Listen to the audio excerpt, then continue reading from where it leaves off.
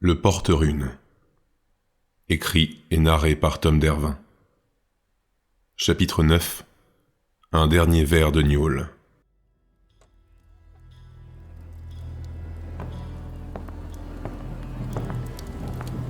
Après la représentation donnée par Philippin, celle-ci partagea sa recette avec les deux bardes qui l'avaient accompagnée. Les deux musiciens, Belvin et Arden, furent conviés par la change-forme à se joindre à la table du rôdeur. L'ambiance était à la fête. Les deux troubadours couvraient la chanteuse d'éloges, lui demandant où elle avait appris les arcanes de son art. Philippin, visiblement touché, partagea avec eux une histoire insolite à propos d'une troupe de ménestrels qu'elle avait suivie durant toute une année dans une contrée lointaine.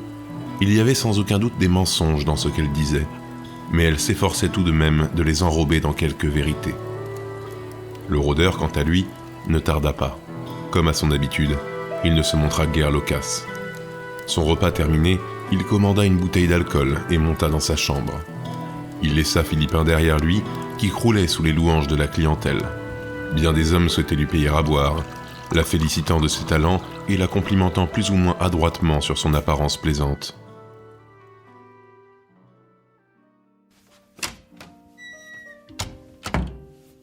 Trois étages plus haut, le rôdeur entrait seul dans la chambre. Il ouvrit les volets et s'installa sur le rebord de la fenêtre, observant la multitude de lueurs qui parsemaient le long du fleuve. L'homme ouvrit la bouteille et sortit de son sac sa blague à tabac. Il en extirpa une noix qu'il tassa dans le foyer de sa pipe avant d'y mettre le feu.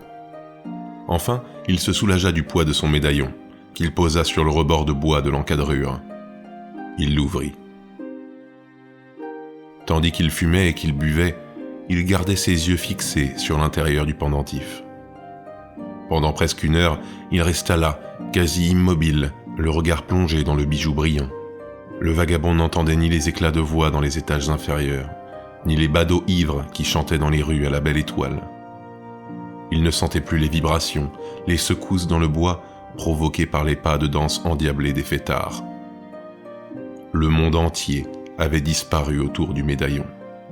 Plus rien n'existait, excepté le pendentif brillant, jusqu'à ce que la bouteille soit presque finie et que toute l'herbe de sa pipe fût consumée. Alors, il reprit son bien et se laissa tomber saoul dans le creux de ses draps.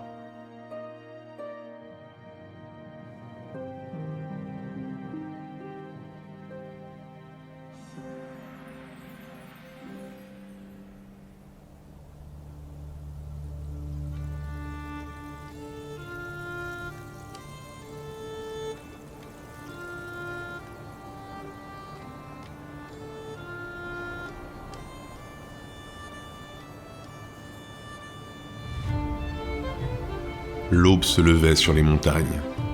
À perte de vue, des pics enneigés se succédaient. Leurs manteaux blancs brillaient sous la lumière dorée de l'astre naissant.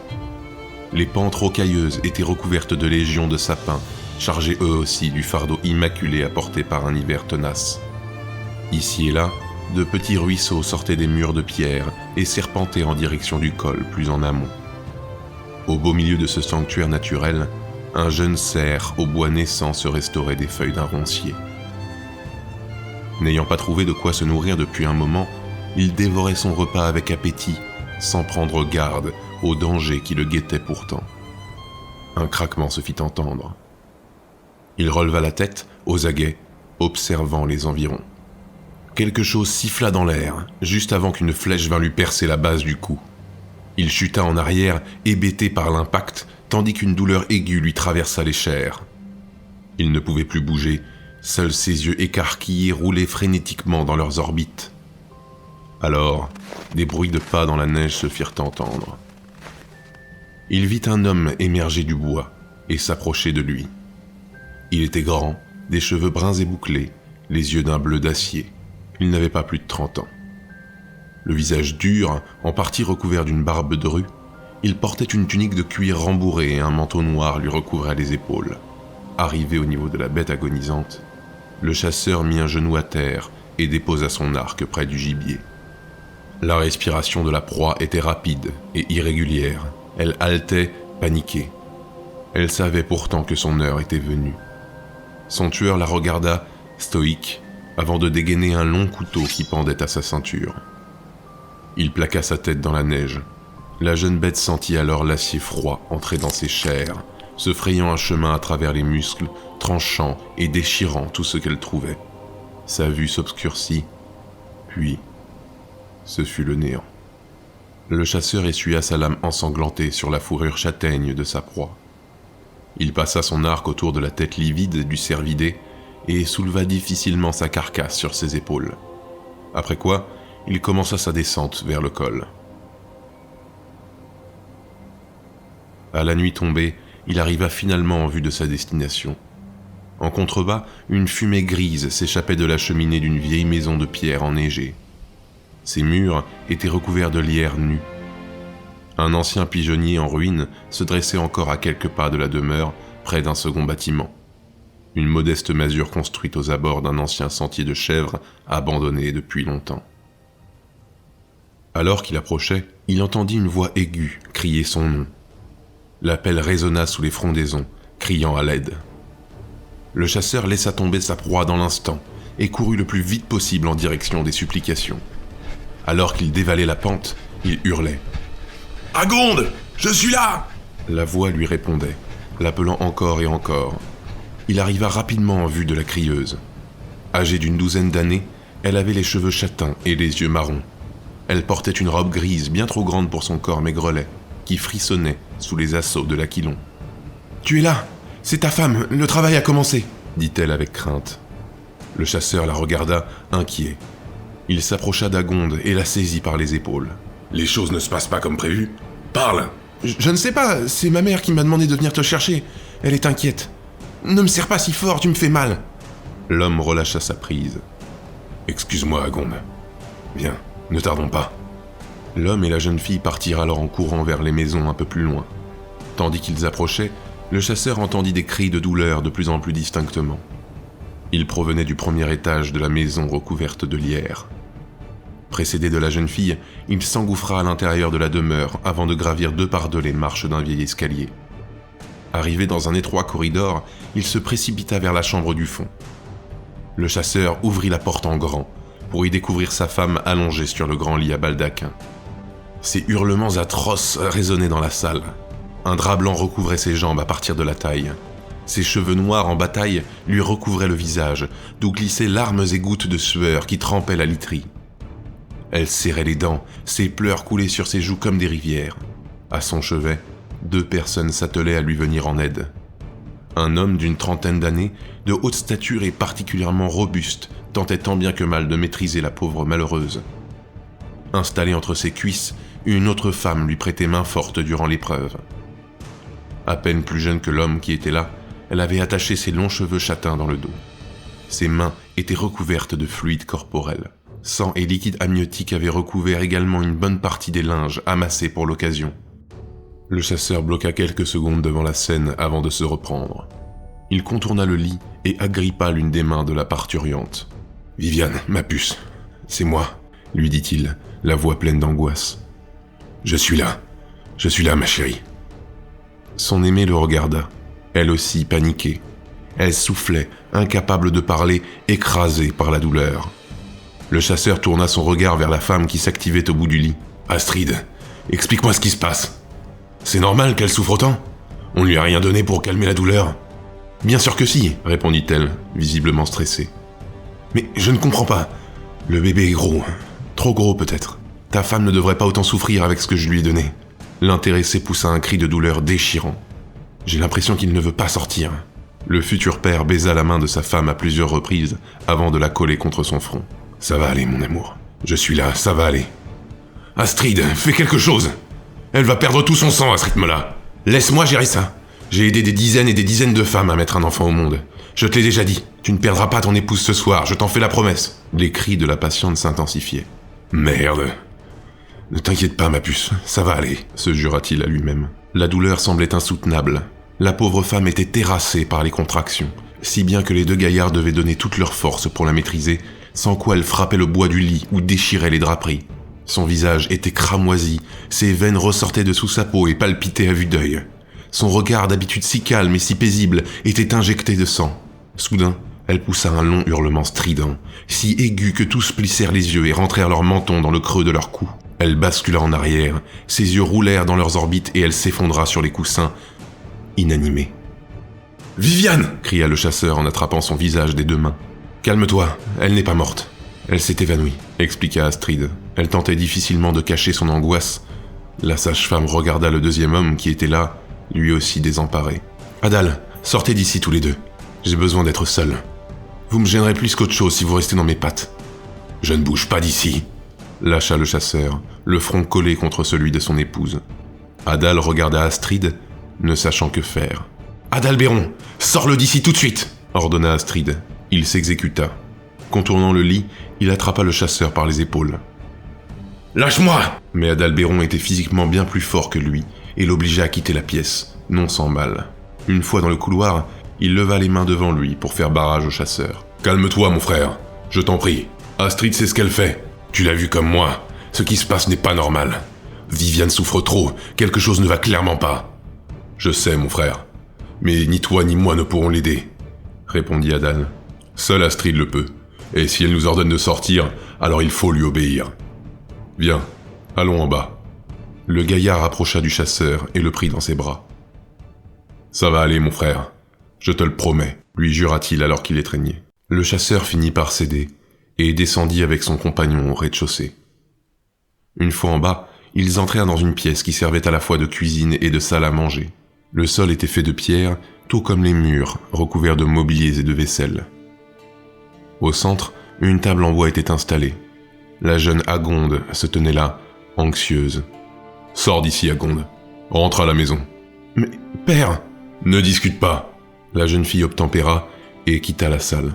Le chasseur commença à faire les 100 pas dans la pièce exiguë, se rongeant les sangs. Adalbéron, quant à lui, posa les 2 mains à plat sur la table avant de souffler longuement. « Quand le travail a-t-il commencé ?» demanda le chasseur. « Il y a 2 heures environ. »« Merde. Et moi j'étais comme un con à courir la montagne. Tu ne pouvais pas deviner. Et vous lui avez donné tous les calmants possibles ? Bien sûr. Avec ce qu'Astrid lui a donné, même ton cheval aurait dormi comme un loir. » Le gaillard sortit une dame Jeanne de l'étagère. « Il faut que tu te calmes et que tu te ressaisisses. » Il retira le bouchon de liège de la bonbonne et la tendit au chasseur. Celui-ci soupira et saisit l'anse du récipient. Il souleva la bouteille enveloppée de jonc tressé avant d'en avaler plusieurs grandes gorgées au goulot. Une fois terminé, il la passa à Adalbéron qui servit 2 verres. « Si elle meurt, Adal, si elle meurt, » dit-il la voix tremblante. Son ami contourna la table et vint poser sa main sur son épaule tout en lui tendant l'un des verres de gnôle. Le chasseur s'attarda une seconde sur la main qui lui tendait l'alcool, puis, plus particulièrement sur la bague noire et argent qu'Adalbéron arborait lui aussi sur son annulaire. « Écoute-moi bien, mon frère. Viviane est sans doute la femme la plus forte et la plus sage que je connaisse. » Le chasseur releva les yeux vers lui, l'œil humide. « Si elle a réussi à faire d'un type comme toi un compagnon aimant et fidèle, alors elle n'est plus à un miracle près. Pas vrai ?» Son ton était rassurant, comme toujours. « Adal, j'ai jamais eu aussi peur de ma vie. Même pas avant tout ça, avant de nous être reclus ici. » Le chasseur descendit son verre d'une traite, prit la bouteille des mains de son ami et se resservit. « Je sais, mon frère. » Adalbéron regarda le pauvre homme, pensif. Soudainement, il se dirigea vers les étagères et attrapa une écuelle d'acier. Ensuite, il entreprit de récupérer quelques braises qui rougeoyaient encore dans le four de la cuisine qu'il fit glisser dans le récipient. Enfin, il s'empara d'une poignée d'herbes sèches qu'il posa sur les braises. « Qu'est-ce que tu fous ?» lui demanda le chasseur. Adalbéron souffla sur les joyaux ardents, qui s'illuminèrent davantage alors que de modestes flammes apparaissaient dans le creux de l'acier. Puis, il étendit ses mains au-dessus des flammes et commença à psalmodier. « Ô grand Zal, Seigneur et protecteur, berger et enseignant. »« Mais qu'est-ce que tu fous ?» le coupa le chasseur, agressif. « Je prie, mon frère. Je sais que tu ne veux plus le faire depuis longtemps, et je m'y étais résigné également.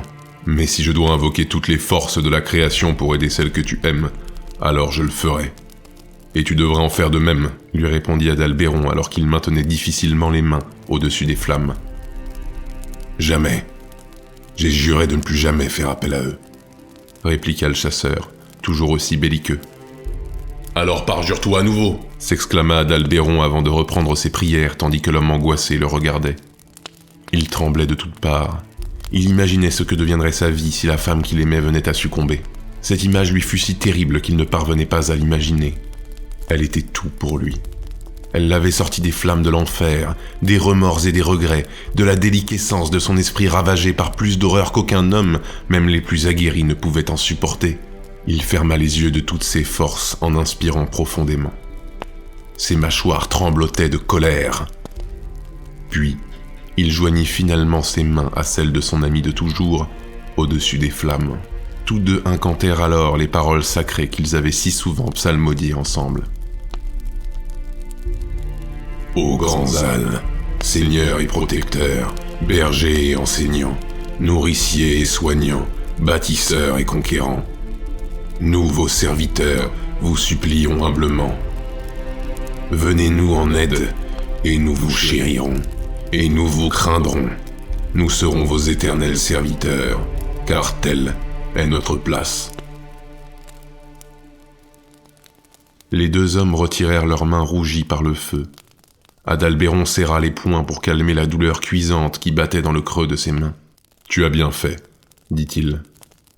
Le chasseur demeurait en silence.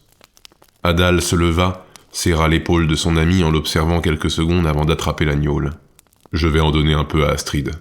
Elle en aura besoin. »« Vas-y », lâcha le chasseur avec un geste de la main. Avant de quitter la pièce, Adalbéron resservit un dernier verre de gnôle au pauvre homme. Lorsque la porte se referma derrière lui, le chasseur but l'alcool cul sec avant de laisser retomber sa tête dans ses mains. Il était désemparé, totalement impuissant. La gorge serrée, il respirait longuement et bruyamment pour ne pas éclater en sanglots. Il releva la tête et plongea son regard dans les flammes qui s'amenuisaient à vue d'œil dans l'écuelle d'acier. Au-dessus de lui, le parquet grinçait. C'était Adalbéron qui parcourait le couloir qui menait à la chambre.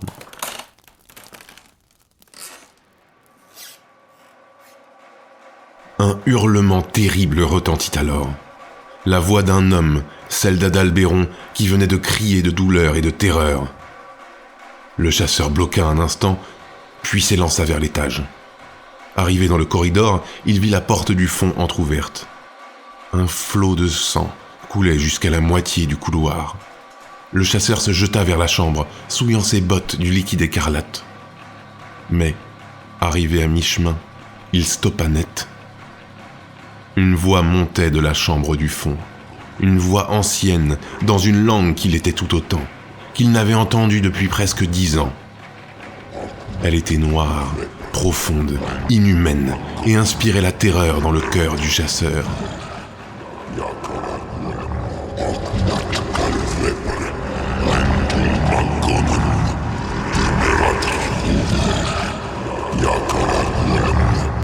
Ce n'était pas la première fois qu'il entendait cette incantation.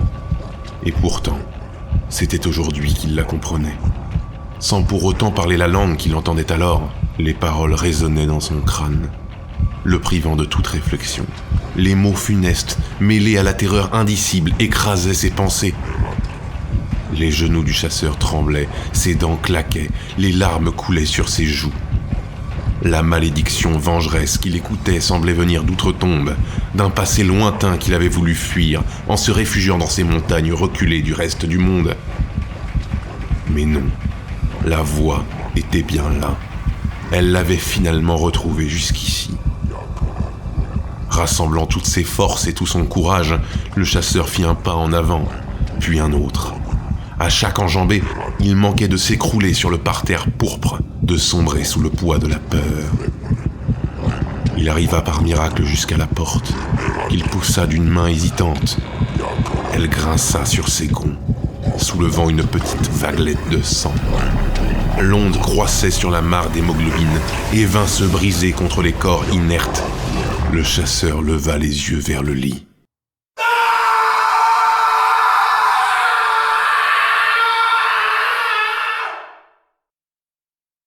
Un hurlement déchira le silence de la chambre de l'auberge. Philippin s'éveilla en sursaut, pour voir le rôdeur haletant et transpirant à côté d'elle, les yeux livides et mouillés, les poings fermement agrippés sur les couvertures. « Mais que se passe-t-il » demanda Philippin, réellement inquiète. Le vagabond tourna son regard vers la change-forme. le visage toujours tremblant. « J'ai fait un cauchemar », chuchota-t-il. Il regarda la bouteille presque vide, toujours posée sur le bord de la fenêtre. « Rends-moi un service, Philippin. Passe-moi l'agneau.